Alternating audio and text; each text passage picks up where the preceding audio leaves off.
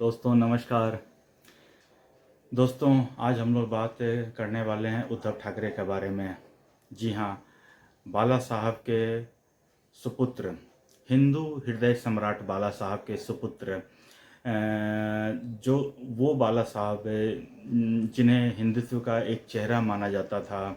महाराष्ट्र में उन्होंने अपना एक नाम बनाया था। उन्होंने अपना महाराष्ट्र में एक प्रतिष्ठा बनाई थी।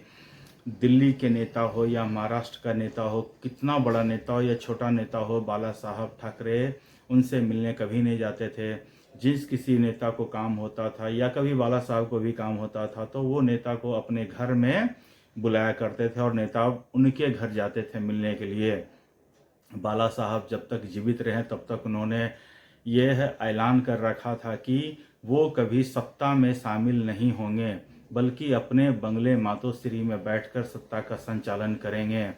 आज भी मैं कभी कभी कुछ इंटरनेट पे जब पिक्चर्स देखता हूँ तो संजय दत्त, सुनील दत्त, राजेंद्र कुमार, शत्रुघ्न सिन्हा, सब जितने भी मतलब उस समय के एक्टर हुआ करते थे, वो बाला साहब ठाकरे से बड़े शान के साथ मिलने के लिए जाया करते थे और बाला साहब सबको अपने घर में स्वागत भी करते थे। तो यही सिलसिला जो है उद्धव ठाकरे भी स्टार्ट किए थे। उन्होंने भी कुछ ऐसा ही रवैया अपनाया था कि वो किसी से मिलने नहीं जाते थे, सबको उनके घर आना होता था। और बीजेपी के साथ उनकी अलायंस थी, बहुत अच्छे से सरकार चल रही थी।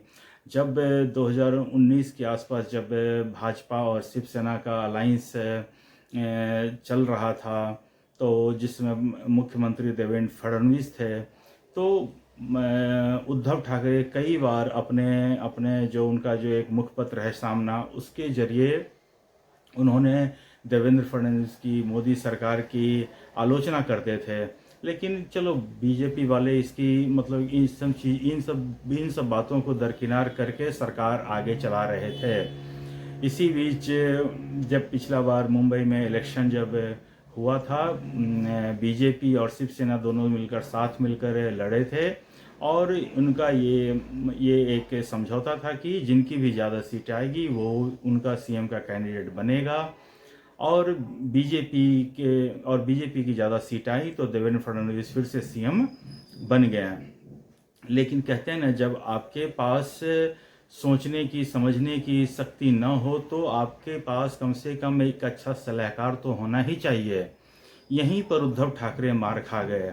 उद्धव ठाकरे ने अपने आसपास ऐसे लोगों को भर रखा था जो उन्हें सच सच देखने देने ही नहीं चाहते थे। उद्धव ठाकरे को हमेशा गलत चीज़ दिखाया गया। हमेशा ऐसा दिखाया गया कि बीजेपी आपके दुश्मन है, बीजेपी वाले लोग आपके भला नहीं चाहते हैं, बीजेपी वाले, और उनको हमेशा बीजेपी के जो विपक्षी विरोधी पार्टियां हैं जैसे एनसीपी, कांग्रेस, उनके नज़दीक में ले जाने की कोशिश करते रहे। और एनसीपी और कांग्रेस, वो लोग तो बीजेपी के अपोजिशन में थे ही। अगर बीजेपी की सरकार गिरती है, इससे बड़ी बात उनको क्या हो सकती है। तो उन्होंने उद्धव ठाकरे को लालच दिखाया कि देखिए बीजेपी वाले आपको सीएम नहीं बना रहे हैं, हम आपको सीएम बना देंगे। और इस तरह उन्होंने उद्धव ठाकरे को बीजेपी का जो उनका चुनाव अलायंस था, उस अलायंस को तोड़कर उद्धव ठाकरे सत्ता के कारण अपनी विचारधारा का परित्याग करते हुए कांग्रेस और शिवसेना, जो बिल्कुल अपोजिट धुरी के लोग हैं, शिवसेना के विपरीत परिस्थितियों वाले लोग हैं, उनके साथ अलायंस कर उन्होंने सरकार बना लिया। और इसी बीच हुआ क्या कि उनके बहुत सारे जो असंतुष्ट विधायक थे, जो नेचुरली, देखिए बीजेपी और शिवसेना एक नेचुरल अलायंस थे, दोनों हिंदुत्व की राह पर चलने वाले थे, दोनों विकास के पथ पर चलने वाले थे। लेकिन जैसे ही उद्धव ठाकरे ने अपनी विचारधारा छोड़कर कांग्रेस के साथ मिल गया, मतलब कि उद्धव ठाकरे का उसी दिन से पतन, राजनीतिक पतन शुरू हो गया। उद्धव ठाकरे ने अपनी जो सरकार है वो गवाई। उसके बाद उसके जो बचे कुचे जो शिव सैनिक थे, वो उनसे हटकर अलग पार्टी बनाया और फिर अदालत में लंबा मुकदमा चला और उनके पार्टी का सिंबल भी गया, पार्टी का नाम भी गया। अब उनके पास कुछ भी नहीं बचा है। तो अब चूंकि इस बार अभी इसी साल महाराष्ट्र में फिर से चुनाव होने वाले हैं, तो जब महाराष्ट्र में चुनाव होने वाले हैं तो जो उद्धव ठाकरे किसी के घर मिलने जाते नहीं थे, सबको अपने घर बुलाते थे, वो उद्धव ठाकरे 3 दिन से सोनिया गांधी के चरणों में गिरे पड़े हैं दिल्ली में आकर, 3 दिन से। और कभी राहुल गांधी से मिल रहे हैं, कभी सोनिया गांधी से मिल रहे हैं। चलो इन दोनों के साथ तो करना है इनको अलायंस, तो इनसे मिल रहे हैं। अरविंद केजरीवाल जो नेता जेल में हैं, उनकी वाइफ से मिलने गए थे। क्या है उनकी वाइफ है जो उनसे मिलने गए थे, पता नहीं। ये तो उद्धव ठाकरे भी बता सकते हैं या फिर केजरीवाल बता सकते हैं। चलिए, तो उन्होंने कांग्रेस से के जो मुखिया हैं उनसे मिलकर उन्होंने मांग किया कि आप हमें महाराष्ट्र का मुख्यमंत्री का चेहरा घोषित कीजिए। लेकिन मुझे लगता है कि जहाँ तक मैंने रिपोर्ट से पढ़ी हैं और जहाँ तक मीडिया से मुझे जानकारी हुई है, कांग्रेस उनको अभी सीएम फेस बनाने में इंटरेस्टेड नहीं है। हालांकि कांग्रेस ये कहे हैं उनसे कि आपसे बड़ा फेस हमारे पास अभी फिलहाल कोई नहीं है, लेकिन जब बीजेपी ने अभी तक अपना कोई चेहरा घोषित नहीं किया है तो हम भी अभी कोई चेहरा घोषित नहीं करने वाले हैं। तो उन्होंने इस तरह से उद्धव ठाकरे को बड़ा ही, मतलब वो कहते हैं ना, बेइज्जत करके वापस भेज दिया है। और इसी बीच उद्धव ठाकरे, मतलब कि उनकी रही कैसी इज्जत, भगवान दुनिया में सब कुछ दिन दिखाए, लेकिन ऐसा दिन कभी न दिखाए कि आप जिसे आप अपना दुश्मन मानते थे, उनके पिताजी कहा करते थे कि जिस दिन मुझे कांग्रेस से अलायंस करना पड़ा उस दिन मैं ये दुकान बंद कर दूंगा। और कैसे उद्धव ठाकरे न सिर्फ कांग्रेस से अलायंस किए, उनके साथ सरकार चलाई, उनके राज में हिंदू साधु संतों की हत्या तक हुई और उद्धव ठाकरे तमाशा देखते रहे हैं। इसके बाद मतलब कि अति तो तब हुआ जब उद्धव ठाकरे सोनिया गांधी के चरणों में दिल्ली में आके 3 दिन तक पड़े रहे और उनसे ये दरखास्त करते रहे कि आप हमें सीएम कैंडिडेट घोषित कर दो। ये वही बाला साहब का ठाकरे का बेटा है जिसके पास पहले भी सत्ता में आने का चांस मिला था, लेकिन उन्होंने कहा सत्ता में हम नहीं आएंगे, हम बाहर बैठकर सरकार चलाएंगे। आज उनका बेटा उद्धव ठाकरे दर दर की ठोकरें खा रहा है, कभी शरद पवार से मिल रहा है, कभी सोनिया गांधी से मिल रहा है, कभी अरविंद केजरीवाल से मिल रहा है। बताइए, जो आदमी जेल में उससे जाकर मिल रहा है।